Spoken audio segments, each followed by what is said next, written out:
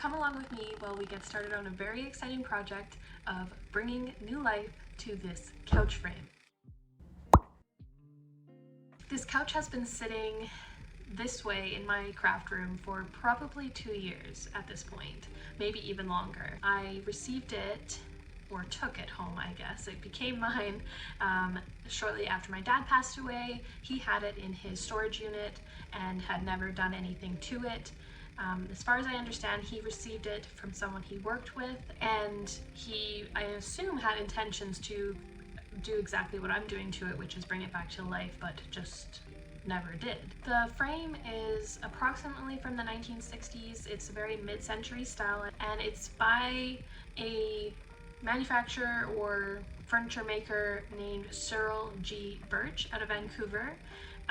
There's only one other couch that's its twin that I could find online, and so from that I also learned that this is solid walnut. It's beautifully made. It has visible, I don't know if that's called notching.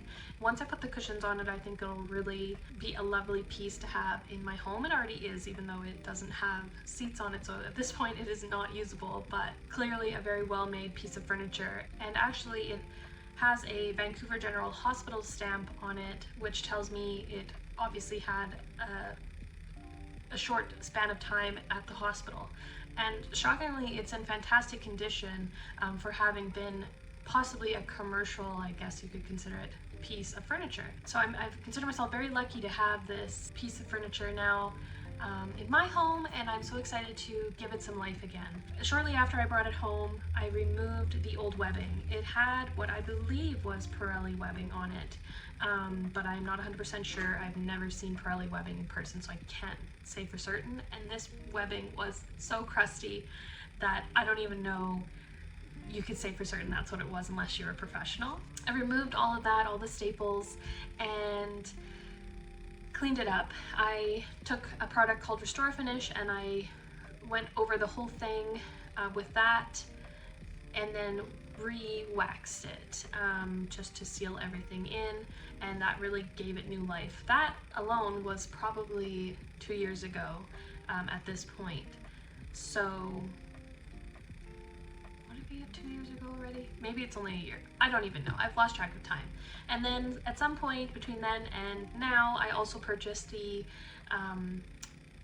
cushioning for it, which you can see behind it. And that has just been sitting in here like that since I brought it home. It is very expensive to buy material to reupholster this, and I haven't come across something that I like, that's the right material, that's suitable for upholstery, and is also friendly to my bank account. I ordered some webbing for this. It was quite a predicament. I wasn't really sure what type of webbing to go with. So many people seem to steer away from elastic webbing and go for something jute, but I wasn't able to find or source jute within Canada for a reasonable price that was meant for the seat. This doesn't have webbing along the back, it's only on the seat. So I wasn't going to be replacing the Pirelli webbing, even if that was what it had. That just financially wasn't going to work. So I ended up going with a product called Elastbelt that I had seen in a video from an upholsterer saying that it's something he uses for every project, and after doing some more research on it, I ended up going with that. Not exactly what it had in its original form. But I'm not restoring this to make it exactly as it was in its original form. I'm just bringing it back to life so that it can be utilized as a couch. Now, I am sure there are wood fillers that would have been the proper color to use for this, but in an effort to use up the product I already have, I just went with this one that's like a pine color.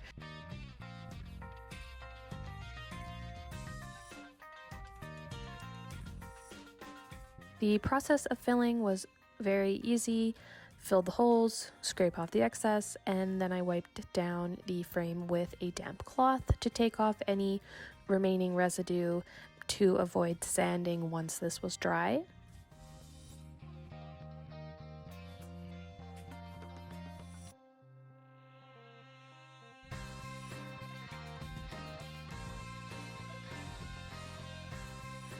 I first tried covering the filled holes with a product called Restore Finish. I had used this product on the couch before, so I thought it may work to cover the filler. Okay, obviously that did not work as I thought it might. To be fair, Restore Finish isn't really a stain. So something else I had was these like wax sticks, again from Dad's collection. There's a whole kit of them as well. Soft wax filler system. So basically you just take the little wax wedge, it doesn't want to focus on me, and rub it into the scratch or nail hole filling cavity, flush or above the surface, and then you scrape it off using this little contraption, and then you buff it out and wipe away excess. It says it's best used after the finishing process has been completed, which is the case with this. So I'm going to try to find a color that makes sense, and I'm going to try it out.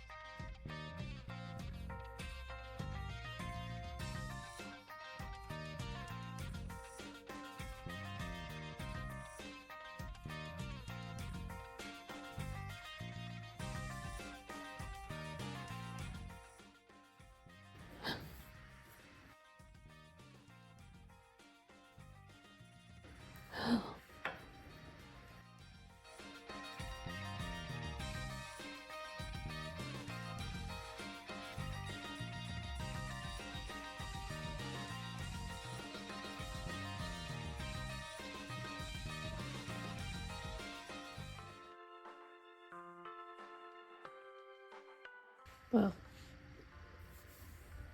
I think on camera it still looks like really visible, but from where I am it is significantly better.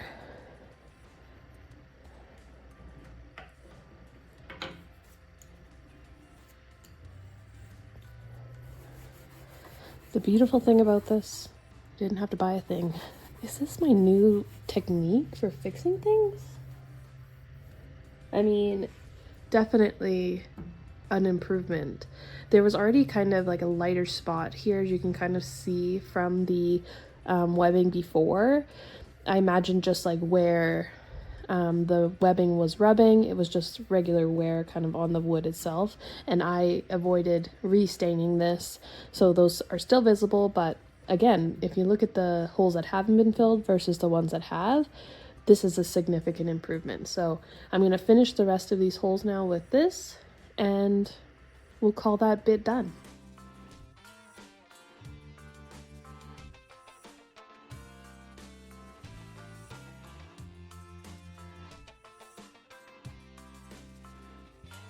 Very exciting package in the mail. The webbing has arrived. So let's open it up. I got this from Amazon and it came so fast. It looks very unexciting in this package. It is exactly what I was looking for. It is an inch wider than what was originally used on this couch, because if I would have purchased the 2-inch, it was already more expensive per roll, and then I would have needed to buy 2 rolls, and I would have only had to use like a small portion of the second roll. So I ended up going with a 3-inch, and that way I avoided that issue. Oh, I thought it would be stretchier, but maybe when I get it on the couch, it will be a little more stretchy when I'm pulling it with the actual stretcher.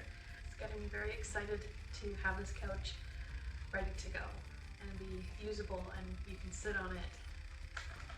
You ready?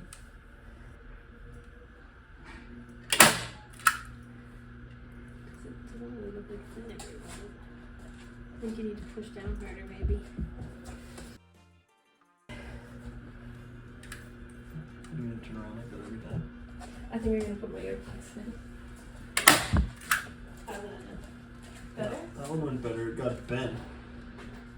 You pressed so hard about that. Where are my earplugs? I mean, that thing is in there. What? I mean, that thing is in there.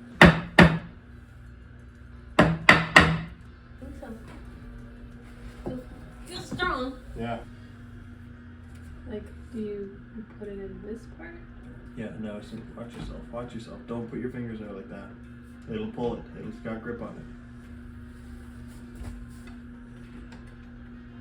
it. How tight is it supposed to be? I think that's too tight. Yeah. Someone did say it's physically demanding. Move that hand where your hand is. I can see it, but if I don't have this hand there, the whole thing's gonna fly up at Do you us. want me to do it? No! Are we straight? It looks pretty straight to me.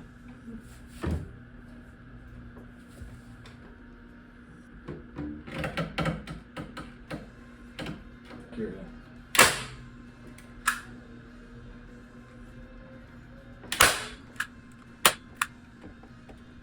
It's okay, just go down.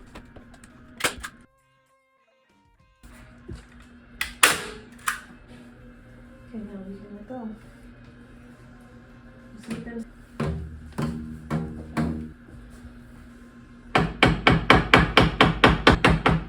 Yeah. Well, I was downstairs playing the couch. The process of rewebbing the couch went surprisingly smoothly and quickly. We probably spent about an hour and a half in total rewebbing this, and it was very helpful to have Ben. I don't think I would have had the strength to do it on my own. We could not help ourselves but pluck the cords of the couch, I guess you could say.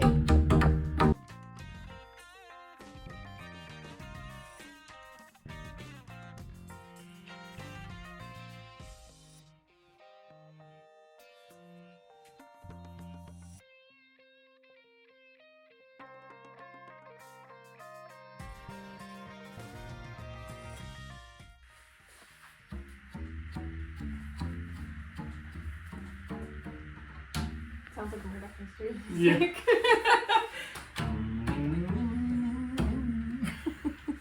Once we had all of the webbing running front to back, we were able to run a few strips from side to side, and we added an extra strip. There was only 2 originally, to just give it that extra stability.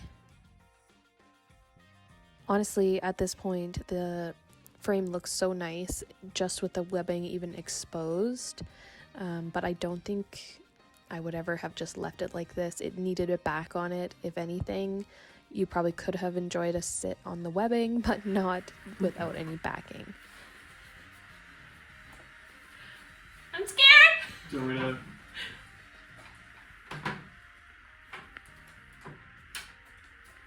Are you okay now? It's all done. No more staples tonight. Hey, you're not supposed to be on the couch. Especially this one. She's like, oh, there's a couch down here, lovely for me.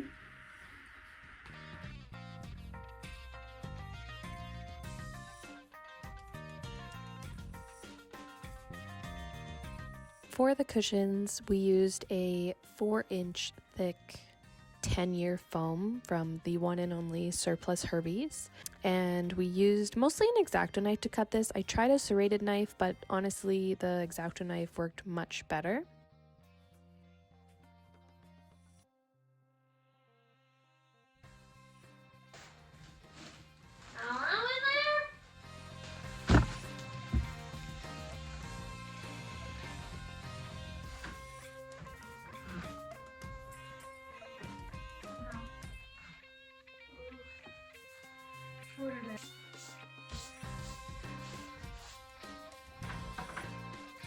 It's very firm.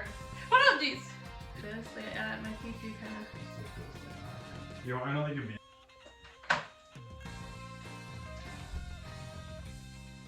Once it has a back, it can be a little that. It does seem very high. Yeah. When we first tried the seat cushion on the bottom, I felt it was a little too short, and we ended up recutting the bottom and using the original piece for the back. So the back piece is currently a little bit tall, but I will modify that when I recover the I think cushion. my legs are a little bit high. So first time we're both laying on this couch. A little scary. But watching my legs. You can't really decide like this. This would be good. This is making a lot of noises. It is a little taller Yeah. like that. Okay, there's your bed. It's your bed. Come here. Go to your bed. It's okay. Yeah, girl. Good girl. That's your new bed. Okay, wait, no. She's like, ooh. Wait. Hello. Hello. Hello. That's your new bed. While I'm still on the hunt for the fabric for the cushions and also saving up for it, I am using this old sheet. It's my tried and true green screen, even though it is not green.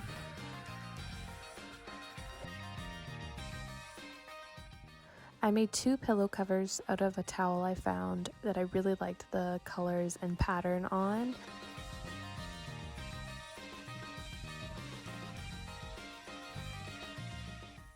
Behind the couch I have a shelf, and I moved around some of the art and decor just to change it up. I think it needs something else. It doesn't have enough color, but with time I'm sure it'll change.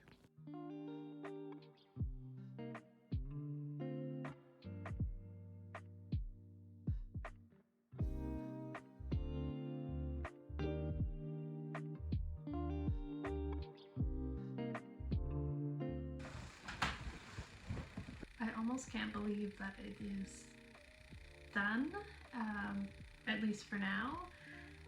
Obviously the sheet is not a forever fix, but I think for the time being it'll work really well. I'm excited also to see what fabric I'm able to find to cover the cushions when I'm able to purchase that, because right now it is very much like it's just wrapped in a sheet and it's just a big square piece of foam. The pillows turned out pretty well, and I didn't even have to sew the actual pillow inserts. I just shoved some squishy pillows inside, so those will be really nice to sleep on. I've been holding on to my Small World quilt. Finally is going to come out and just be down here. I think if I were to do it again, I maybe would buy a thinner cushion for the back. Overall, very, very happy with how it came together. I was impressed that we were able to get the webbing done so quickly. For now, I'm just happy it's as it is, and I think it'll be a really fabulous addition to my room. And now it's getting my brain thinking also about what else I want to do for this little area of my room. I have the plans to make one of those spool of thread side tables. Maybe I'll get a rug. This is where you're gonna find me now. So if I'm working on anything that I can do from this couch, that's where I'm gonna be.